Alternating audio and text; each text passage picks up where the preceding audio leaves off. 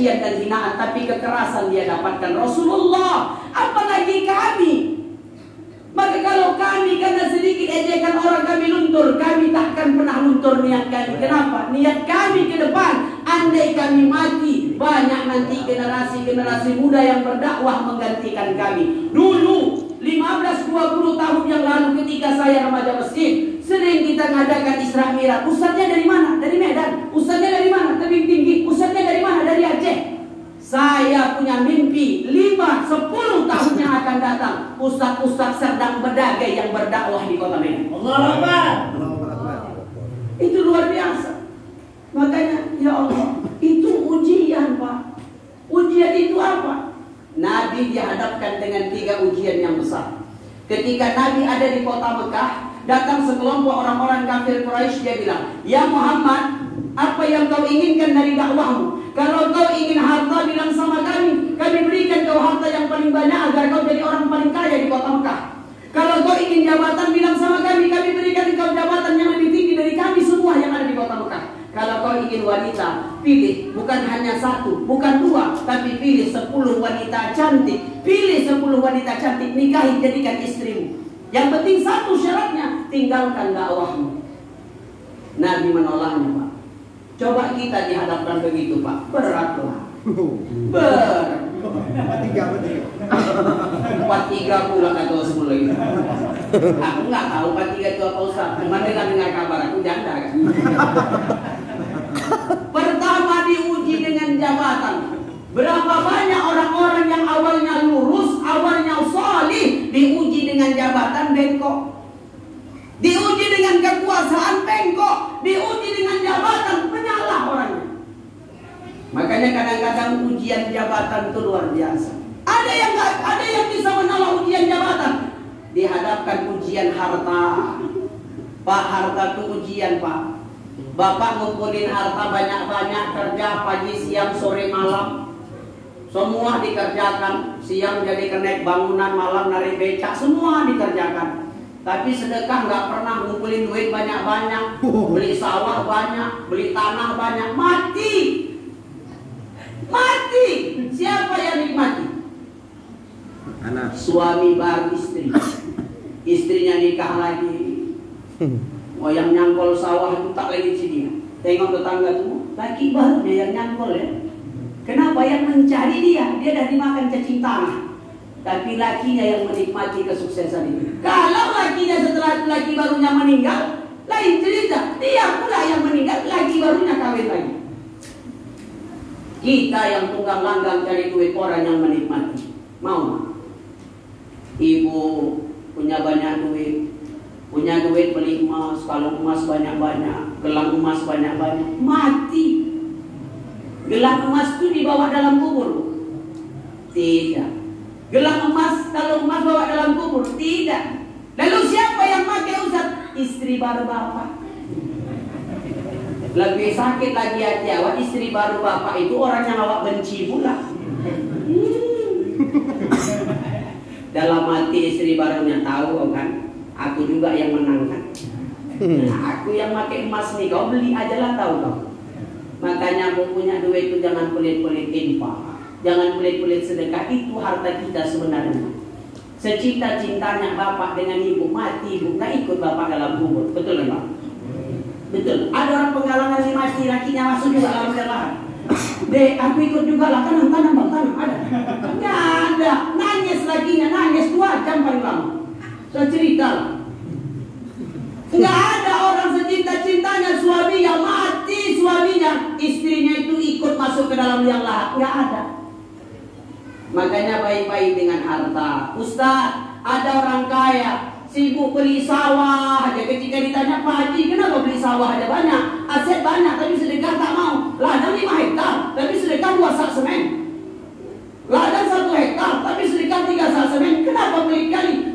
Nanti kan harta itu untuk anakku, biar anakku senang. Kita orang tua mikirkan anak ketika kita mati. Pertanyaannya, anak kita mikirkan kita enggak setelah kita mati? Kalau dia mau mendoakan kita. Ini harta dibeli banyak-banyak, tak manfaat untuk agama, buat apa? Makanya ada orang tanya, Ustadz kami ini orang kaya, nggak bisa sedekah dengan harta, berarti orang miskin. Orang miskin nggak bisa sedekah dengan harta, ya sedekah dengan tenaga. Kalau sedekah dengan tenaga pun kau nggak bisa, udah jangan salah-salahkan orang yang sedekah. Simple. Ujian harta bisa ditolak, ujian jabatan bisa ditolak. Ada ujian yang berat ditolak. Wanita, berat itu. Apalagi ujiannya wanita cantik. Nengok alisnya kayak semut berdiri. Ingat awak bini awak, alisnya kayak semut bubar barisan kan? Selema gitu. Kalau Ustaz Ikram lah belum merasakan manten baru. Hancur. Coba yang manten lama ini, alah cerita. Kalau kan nelpon jauh-jauh hati-hati lah. Aku gak ngompori, gak ngompori. Memang betul yang nelpon itu tulisannya Ahmad, dalamnya Susi. Dari bapak-bapak sana, bapak-bapak sini dari wajahnya soleh semua. Malam ini, tapi besok malam nggak ada lagi. Malam ini kan ada dapat undangan ini. Makanya hati-hati ujian perempuan tuh. Makanya saya P3N. 11 tahun saya sudah jadi P3N. Tanya orang tangganya. Saya kalau nasihati orang nikah tuh nggak pernah panjang. Pernah orang nanya, Ustaz, kok nasihati pernikahan nggak pernah panjang? Saya bilang ngapain dinasihati?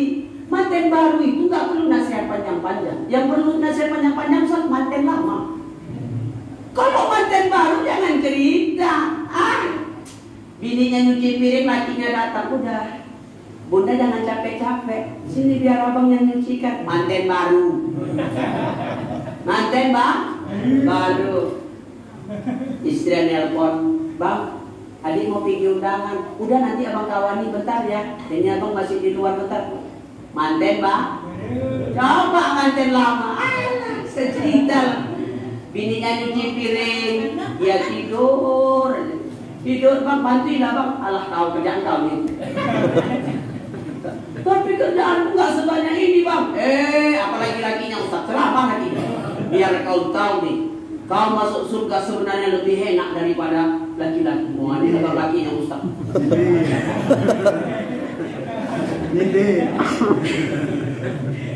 Jangan tentang-tentang mikirnya bini lakinya Ustaz tuh istrinya tentram, betul nggak? Ujiannya banyak. Ada jamaah nelpon awalnya curhat, Ustaz. Cuma ada di usaha. Pertama usaha ditanya. Siap itu suaminya ditanya. Siap itu mau cerai dia sama suaminya. Hati-hati. Makanya punya suami itu kalau Ustaz jangan kondang-kondang. Nyindir. Jangan teruskan. Ujian wanita itu berat. Lewat istri tetangga, wah. Nengok istri di rumah, kue aja. Makanya Bapak Ibu jangan dimulaikan Allah nih maaf. Padahal Imam Syafi'i itu pernah bilang apa? Menyesallah seorang laki-laki yang dia tinggalkan wanita yang baik akhlaknya demi wanita yang baik wajahnya. Menyesal laki-laki. Cuman masalahnya mohon maaf, agama sudah mengajarkan kita bahwa rumah tangga di dalam Al-Quran itu dicontohkan 4 macam. Rumah tangga yang pertama dicontohkan rumah tangga Nabi Nuh alaihissalam. Nabi Nuh itu bagaimana Ustaz? Umur Nabi Nuh 950 tahun, 500 tahun dia dakwah. Dia punya anak, punya istri, tapi istrinya dan salah satu anaknya namanya Kan'an tidak patuh kepadanya. Apa maknanya Ustaz? Enggak semua suaminya soleh, istrinya soleha. Enggak semua suaminya beriman kepada Allah, istrinya rajin beriman. Ada suami yang mau sedekah, tapi sedekahnya terhalang gara-gara istrinya. Mau sedekah lah suaminya bak duit di 500.000. Jumpa sama istrinya lah yang menggoda. Mau ngapain bang? Abang baik pak saya di mimbar sergini. Abang jadi imam tak bisa, abang jadi hakim tak bisa, jadi ustaz tak bisa, ceramah tak bisa. Jadi dengan harta tidak kita dakwah. Apa kata istrinya? Janganlah bang, cepet aja lah. Mau cepet, 400-nya bagus beli MS Glow bang. Biar adik glowing. Setan. Hati-hati. Itu rayuannya luar biasa. Ada yang sebaliknya, suami istrinya soleha, suaminya zalim. Ada. Jangan ibu pikir istri itu yang rajin ibadah, suaminya semua rajin ibadah? Enggak, belum tentu. Makanya saya sering bilang, Bu, ibu dibelikan mukena sama suami, mukena itu ibu bawa sholat, tanya sama suami, duit beli mukena ini dari mana? Ibu diberi belanja sama suami untuk makan, ibu mengenyangkan perut jadi darah daging, duitnya dari mana? Tanya, duit dari mana? Makanya tanya suami, bang, bukan berapa besarnya duit yang kau bawa ke rumah yang aku senang, tapi asal halal, biarpun sedikit tak ada masalah. Sikit kau kasih aku bang, 20.000 tak masalah, makan ikan asin kita rasakan sama-sama. Banyak kau berikan bang, makan ayam sama-sama, itu nikmat rumah tangga. Kalau istri kesetiaannya, aku nggak bisa lah kupungkiri, istri itu luar biasa, ingatnya sama anak dan suami itu luar biasa, itu hebat perempuan. Dia pergi undangan aja nggak malu bontot demi anak dan suami. Makan enak istri di luar, makan enak, ingat dibontot bawa pulang, betul? Laki-laki, saya cerita, malu. Aku aja nengok peyek, nggak suka, serius. Tapi istriku suka.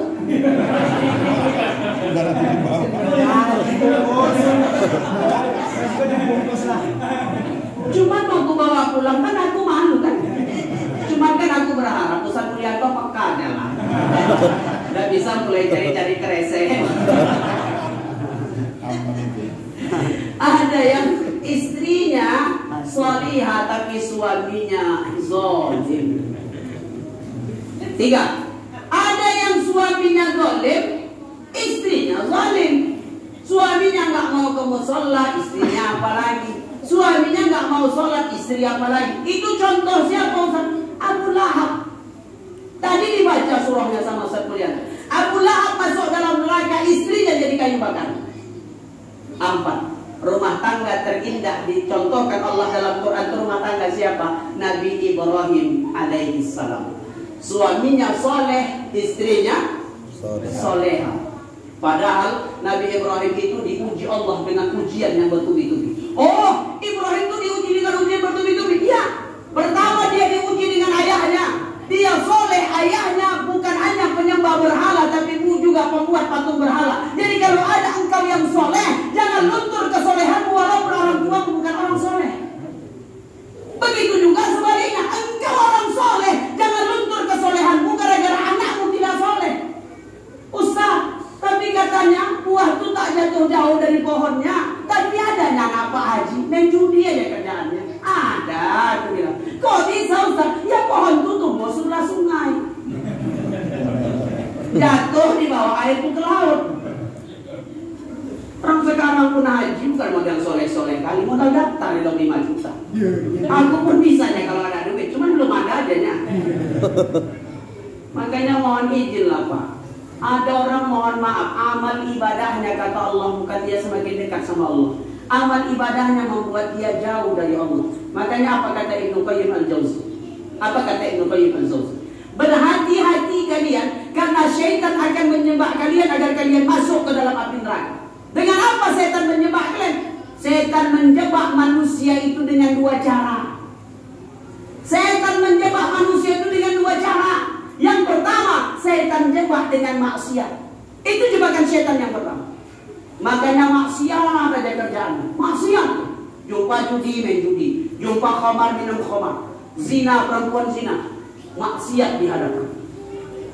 1. Kedua, ada orang yang tak bisa digoda dengan maksiat. Ada orang yang tak bisa digoda dengan maksiat. Diajak main judi, dia nggak main judi. Diajak minum khamar, dia nggak minum khamar. Diajak berzina, dia tidak mau karena istrinya, dia setia dengan istrinya, dia setia dengan suaminya. Maka dirayu setan dengan cara yang kedua. Apa cara itu? Dijadikan dia orang yang alim, amal soleh. Dijadikan dia orang yang taat ibadah. Tapi ketika dia taat ibadah, ibadahnya dan amalnya membuat dia sombong di hadapan manusia. Ada orang sombong dengan amalnya? Ada. Mentang-mentang ya Allah, wirid Yasin dia yang baca tahtim, sombong. Kalau bukan aku yang baca tahtim, mana bisa merdu yang lain kayak gitu? Sombong. Karena aku, kalau bukan karena aku, sombong. Jangan sombong. Wa la tamshi fil ardi maraha. Innallaha la yuhibbu kulla mukhtalin fakhur. Jangan kau berjalan di atas bumi Allah ini dengan kesombongan. Allah itu tak suka orang-orang yang sombong dan membanggakan diri. Sering saya katakan, Pak, setiap orang itu ada masanya dan setiap masa itu ada orangnya. Bu, ibu yang cantik dulu karena ibu masih muda dahulu. Tapi sekarang ketika ibu sudah tua, cantik itu akan berubah. Betul, Bu? Betul. Betul. Dulu waktu muda ibu bunga desa di Penggalangan ini. Betul, nggak bohong. Nggak bohong, bunga desa. Dulu waktu umur 23 atau 5 bunga desa. Sekarang dah 52, dah 55. Bunga desa itu berubah jadi bunga dayaan. Nggak usah cerita. Cuman mak-mak ini perasaan muda itu yang jijik kali aku nengok. Iya. Apalagi pergi undangan loh. Ini saya serius, Bu. Saya sering marah dengan mak-mak, walaupun mak-mak itu sering marah dengan saya. Tapi saya bilang yang betul, Bu, perempuan itu mulia, tapi yang merendahkan derajat perempuan bukan laki-laki, tapi kebanyakan yang merendahkan derajat perempuan itu perempuan itu sendiri. Apa contohnya, Ustaz? Yang berikan bajumu siapa? Suami. Yang berikan make upmu duitnya dari siapa? Suami. Yang berikan emasmu make upnya duitnya dari siapa? Suami. Yang berikan lipstikmu duitnya dari siapa? Suami. Yang berikan sepatumu duitnya dari siapa? Suami. Kalaulah harta yang kau punya itu kau hasilkan dari suami, kenapa kau tampilkan itu di depan orang lain tapi tidak di hadapan suamimu? Ketika undangan semua dipakai, baju paling cantik dipakai, sepatu paling cantik dipakai, make up paling mahal dipakai. Di rumah saya cerita,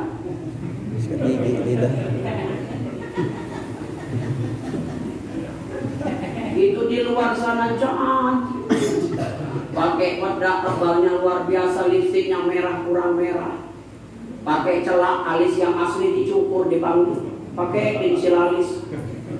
Rupanya undangan hujan. Dia lupa alisnya palsu kan, ambilnya tisu dilapnya sebelah pula masalahnya.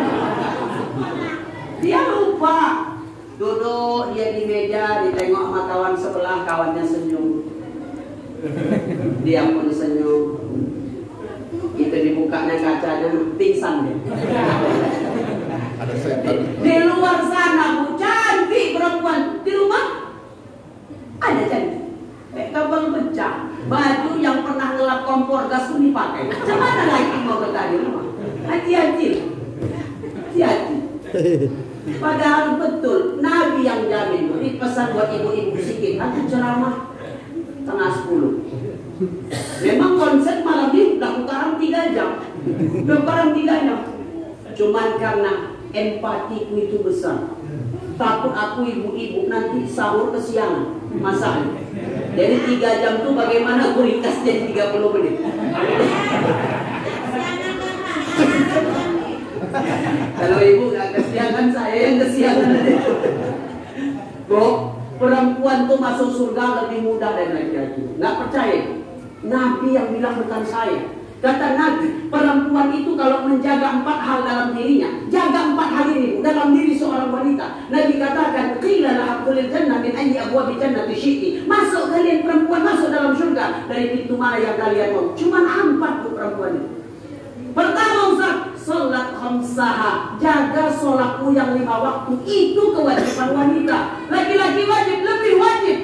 Istri gak sholat, suami gak menanggung dosanya. Kenapa? Kenapa kau tak perintahkan istrimu sholat? Kenapa tak suruh kau istrimu sholat?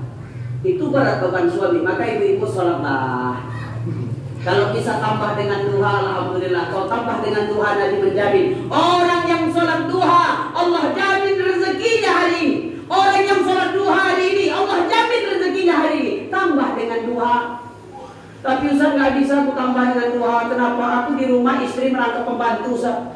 Aku masak, ngepel, nyapu, nyuci segala macam. Aku juga ngurus anak, Ustaz. Jadi duha nggak dapat, oke lah. Duha kau tak dapat, kau tambah dengan tahajud. Kau sholat tahajud, Allah naikkan kemuliaanmu. Kata Allah, Allah sendiri yang bilang malam sholat tahajud. Nggak bisa, Ustaz. Aku punya anak bayi. Anak bayiku kalau malam rewel. Oke. Kalau memang anak bayimu malam rewel, ya kapan anak bayimu nggak rewel di situ kau salat tahajud? Nggak bisa juga Ustaz. Kenapa? Suamiku rewel.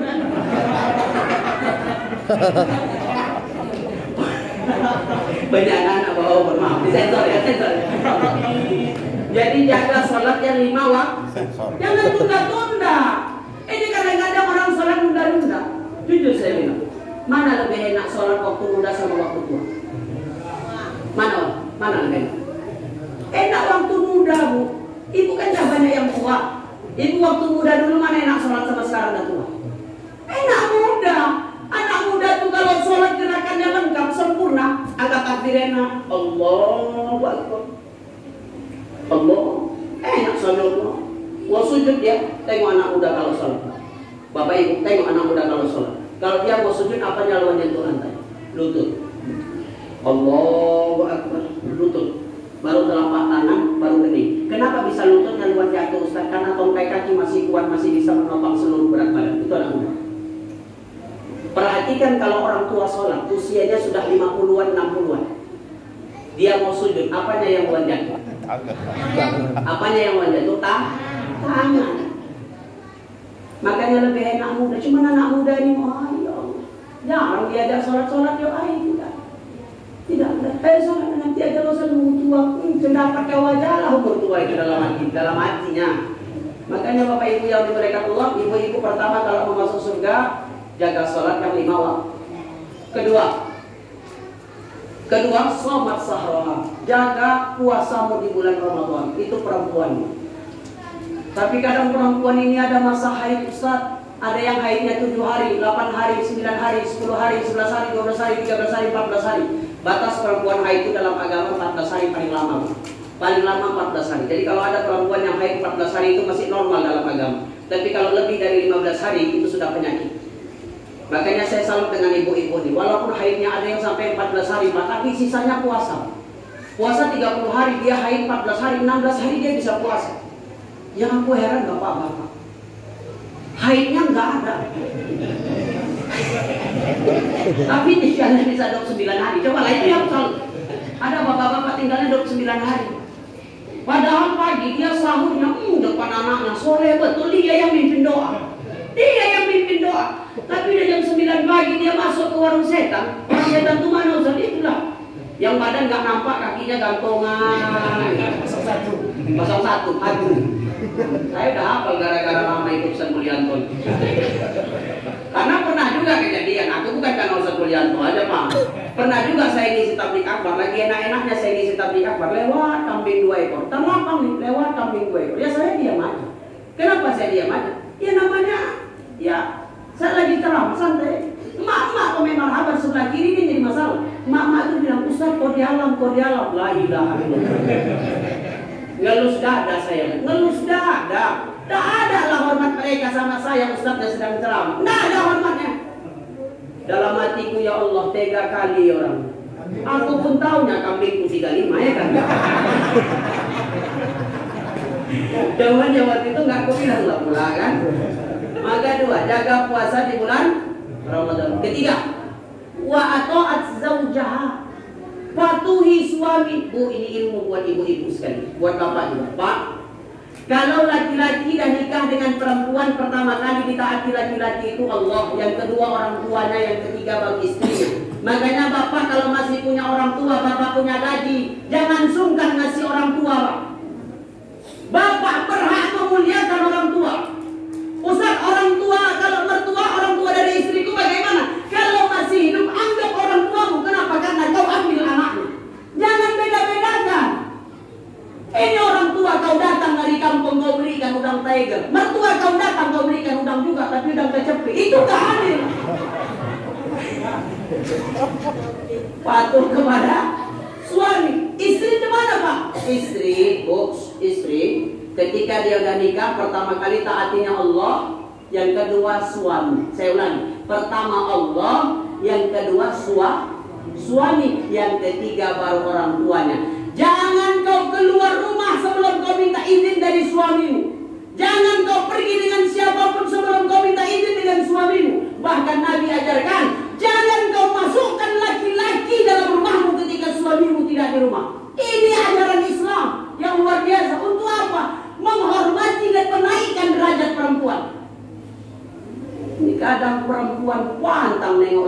laki ganteng sikit, izin ya Bu.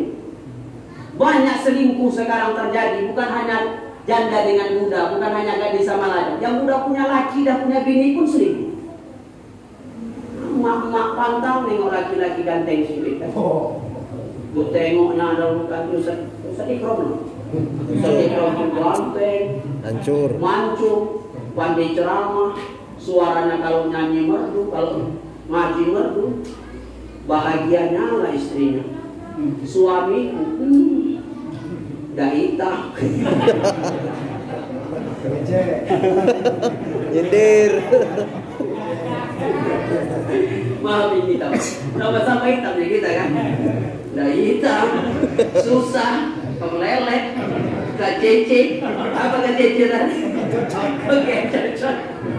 Bohong sering saya bilang. Lebih baik punya suami yang jelek, Bu, tapi dia setia dunia akhirat, daripada punya suami yang tampan tapi selingkuhannya di mana-mana.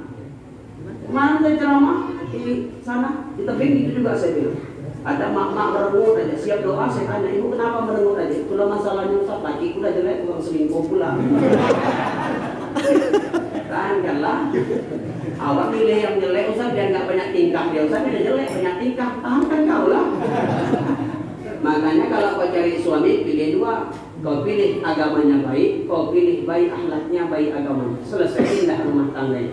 Makanya rumah tangga yang bahagia ini rumah tangga Nabi Ibrahim alaihi salam. Lama dia nikah dengan istrinya, namanya Sarah. Istri Ibrahim itu namanya Sarah. Lama nikah nggak punya anak, sampai umurnya 80-an tahun nggak punya anak. Sarah tahu suaminya pingin anak. Dia nggak bisa kasih, dia nggak bisa berikan. Maka Sarah bilang dengan suaminya, Bang, lama sudah kita nikah Bang, tapi aku nggak bisa memberikanmu keturunan. Kalau kau hendak menikah lagi, menikahlah Bang, tapi aku yang mencarikan jodohnya. Ibrahimnya ikhlas, dinikahkanlah dia dengan Hajar, pembantunya sendiri. Nggak lama nikah dengan Hajar, Hajarnya hamil, cemburu Sarah. Sarah yang menjodohkan, cemburu juga dia. Sarahnya hamil, lahir anak laki-laki yang kita kenal dengan nama Nabi Ismail alaihis salam. Ini ilmu buat ibu-ibu semua. Kalau lama nikah nggak punya anak, bilang sama bapak, Bang, lama kita nikah nggak punya anak Bang. Kalau abang mau nikah lagi, nikahlah Bang. Tapi aku nggak bisa nyarikan jodohnya Bang, cari sendiri ya Bang. Apa kata suaminya? Iya deh, udah tenang aja lah muncul kau. Memang udah 3 yang abang peter udah. Tapi Bapak Ibu, banyak ustadz menceritakan kisah itu hanya sampai di situ. Kita lanjutkan ceritanya malam hari ini. Inti dari kisahnya bagaimana Allah menguji Nabi Allah Ibrahim alaihissalam. Ketika Ibrahim alaihissalam dipisahkan Allah, suruh Allah meninggalkan Hajar dan Ismail. Ketika Ismail berusia lebih kurang 12 atau 11 tahun, Ibrahim disuruh menjumpai anaknya Ismail. Begitu baru jumpa, rasa cinta yang luar biasa pada anak satu-satunya, pada anak tunggalnya. Maka Allah perintahkan apa? Sembeli Ismail sebagai bukti kau lebih cinta kepadaku daripada cinta kepada anakmu. Taatnya Ibrahim, cintanya Ibrahim, ikhlasnya Ismail. Pada akhirnya Ismail ikhlas disembeli karena dia tahu ayahnya cinta kepada Allah. Maka Ibrahim siapkan pisau yang tajam. Kemudian ketika Ismail akan hendak disembeli, dia sembeli Ismail. Ismail diganti Allah dengan seekor kibas. Ismail diganti Allah dengan seekor kibas. Apa inti ceritanya? Yang jarang diceritakan. Inti ceritanya, ketika Ibrahim menyembeli Ismail, Ismail diganti dengan kibas. Tak lama dari cerita itu, tak lama dari kisah itu, Allah tiupkan anak di rahimnya Sarah, istri pertamanya Ibrahim. Maka hamillah Sarah, lahir anak laki-laki yang kita kenal dengan Nabi Ishak alaihissalam ketika Nabi Ibrahim berusia 99 tahun. Apa maknanya? Lan tanalul birra hatta tunfiqu mimma tuhibbun. Kau tak sampai kepada kebaikan yang paling sempurna sebelum kau menafkahkan dari harta apa yang paling kau cintai. Yang terbaik kau infakkan di jalan Allah, yang terbaik kau berikan di jalan Allah. Allah balas dengan balasan yang lebih baik dari apa yang kau infakkan. Harta dan apa yang Allah titipkan kepada kita. Percayalah, esok lusa Allah akan minta pertanggungjawabannya kepada kita. Siapkah kita? Al-yawma nakhtimu ala afwahihim wa tukallimuna aydihim wa tashhadu arjuluhum bima kanu yaksibun. Akan datang suatu hari, kata Allah, saat mulutmu dikunci, tanganmu yang berbicara, dan kakimu menjadi saksi atas apa-apa yang kalian kerjakan di atas bumi Allah ini. Pada saat itu kalian takkan bisa lagi berdusta dengan Allah Subhanahu wa ta'ala. Terima kasih. Mohon maaf salah dan khilaf. Saya akhiri. Assalamualaikum warahmatullahi wabarakatuh.